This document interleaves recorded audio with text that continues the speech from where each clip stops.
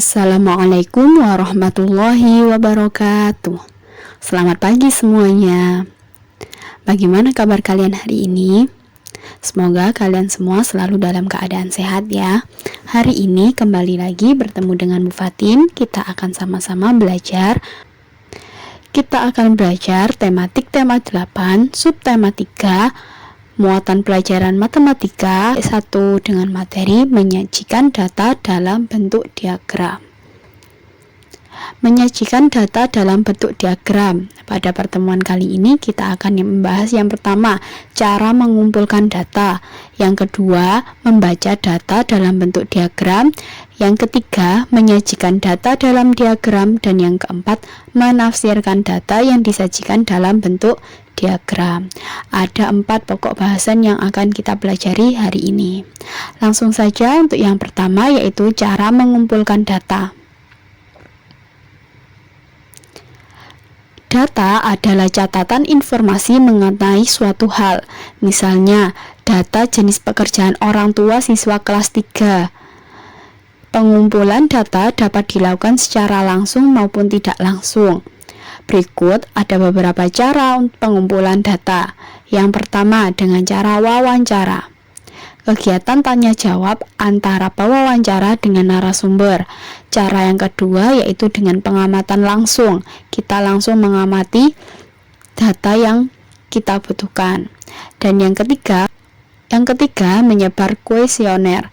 Kuesioner adalah daftar pertanyaan tentang suatu hal yang harus diisi atau dijawab oleh responden. Selanjutnya yang kedua yaitu membaca data dalam bentuk diagram. Data yang telah dikumpulkan dapat disajikan dalam bentuk diagram. Penyajian data dalam bentuk diagram akan memudahkan pembaca untuk memahami informasi dari data tersebut. Perhatikan contoh berikut ini. Nah, di sini ada kolom yang menunjukkan data mengenai banyak siswa laki-laki yang ikut kema dan banyak siswa perempuan yang ikut kema. Untuk siswa laki-lakinya sebanyak 10 dan siswa perempuannya sebanyak 8. Dari diagram di samping kita dapat memperoleh informasi sebagai berikut. Yang pertama, banyak siswa laki-laki kelas 3 yang mengikuti kema ada 10 siswa.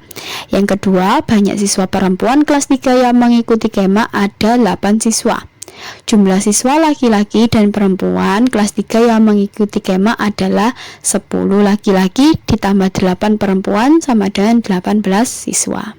Selisih atau beda banyaknya siswa laki-laki dan perempuan kelas 3 yang mengikuti kema adalah 10 diambil 8 sama dengan 2 siswa. Perbedaan antara laki-laki dan perempuan yang ikut kema yaitu ada 2 siswa.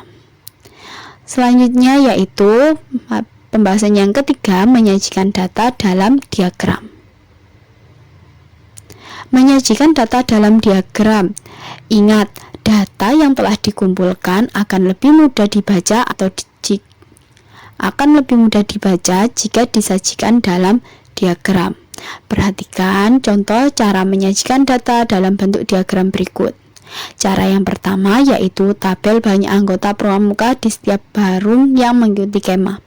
Warna barung ada biru, hijau, kuning, merah, dan putih. Biru banyak anggota yang mengikuti kema yaitu 8. Hijau yang mengikuti kema sebanyak 10 siswa. Kuning sebanyak 6 siswa. Merah sebanyak 9 siswa dan putih sebanyak 8 siswa. Perhatikan banyak setiap data. Warnailah diagram sesuai banyak data. Nah, setelah kita mendapatkan tabel banyak anggota pramukanya, langsung kita buat diagramnya. Data pada tabel sebelumnya dapat disajikan dalam diagram sebagai berikut. Untuk yang biru sebanyak 8. 1, 2, 3, 4, 5, 6, 7, 8. Untuk yang hijau sebanyak 10 siswa. Untuk yang kuning ada 6 siswa. Merah ada 9 siswa. Dan yang putih ada 8 siswa. Ini adalah bentuk diagramnya. Yang pembahasan selanjutnya, pembahasan yang keempat yaitu menafsirkan data yang disajikan dalam bentuk diagram. Menafsirkan data berarti mencari informasi lebih lanjut atau informasi yang tersirat dari data yang telah disajikan. Perhatikan diagram banyak tanda kecakapan khusus yang dimiliki oleh 4 anggota pramuka berikut ini. Di situ ada Komang, Dedi, Fitri, dan Dayu.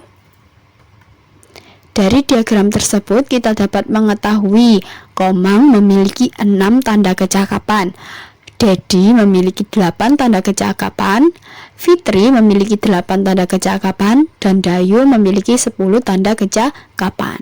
Hal tersebut bisa dilihat dari tabel atau diagram yang ada. Selanjutnya contoh yang kedua. Kita juga dapat menggali informasi lain dari diagram tersebut sebagai berikut. Siswa yang memiliki tanda kecakapan paling sedikit adalah Komang. Dari data tabel atau diagram bisa dilihat mana yang paling sedikit dan mana yang paling banyak. Siswa yang memiliki tanda kecakapan paling banyak adalah Dayu, sedangkan Dedi dan Fitri memiliki tanda kecakapan sama. Yang selanjutnya, selisih tanda kecakapan yang dimiliki Dayu dan Fitri yaitu 10 diambil 8 sama dengan 2.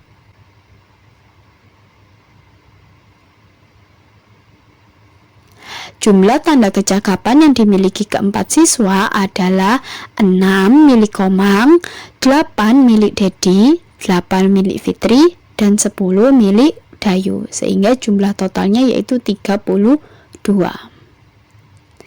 Nah, itu tadi adalah penjelasan untuk materi mengenai diagram atau data dalam bentuk diagram. Semoga penjelasan pada materi pagi hari ini bisa mudah untuk kalian pahami di rumah. Demikian untuk materi hari ini, Bu Fatim cukupkan sampai di sini terlebih dahulu. Sampai bertemu di pertemuan selanjutnya.